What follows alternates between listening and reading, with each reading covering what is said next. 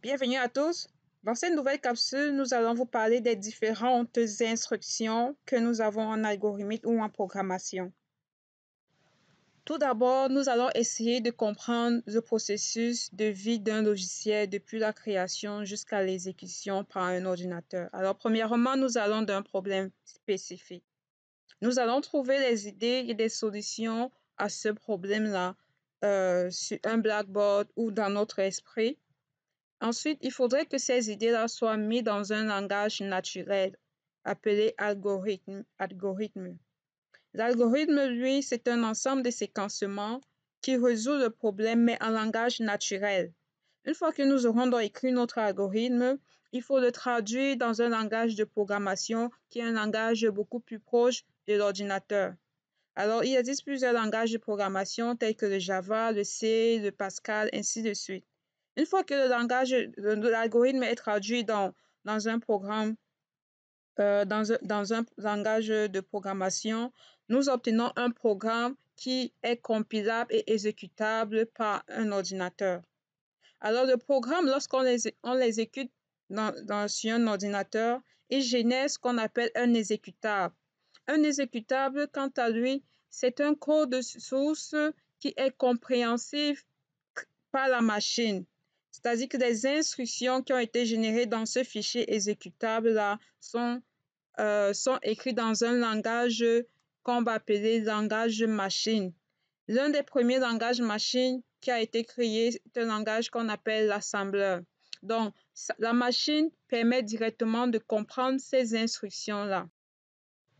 Les icônes des applications que vous voyez sur vos ordinateurs sont des exécutables.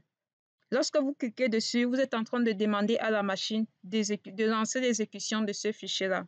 Alors, ce sont des fichiers qui contiennent des ensembles d'instructions. Alors, que se passe-t-il lorsque vous cliquez dessus? Lorsque vous cliquez dessus, l'application est chargée en mémoire. Une fois que c'est chargé en mémoire, le processeur va s'occuper de l'exécution de cette application en lisant les lignes qui se retrouvent dans ce fichier exécutable, ligne par ligne. Chaque ligne représente donc une instruction. C'est ce que nous allons donc voir. Quelles sont donc ces instructions-là? Une instruction en informatique désigne une étape dans un programme informatique. Elle dicte à l'ordinateur l'action nécessaire qu'il doit effectuer avant de passer à l'instruction suivante.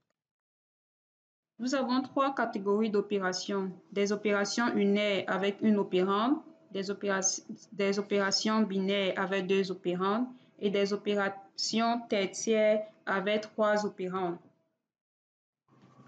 Pour chaque opération, nous avons un opérateur et des opérandes. L'opérateur, c'est l'action à exécuter par l'ordinateur. Les opérandes sont les données sur lesquelles on va effectuer l'opération. L'opération suivante est une opération unaire dans laquelle le nom représente l'opérateur et vrai représente l'opérande. L'opération suivante d'addition est une opération binaire. Le signe plus est un opérateur. Les chiffres 3 et 5 sont des opérandes. Nous avons d'autres types d'instructions telles que des affectations, des boucles, des opérations d'entrée et sortie et des appels de fonctions.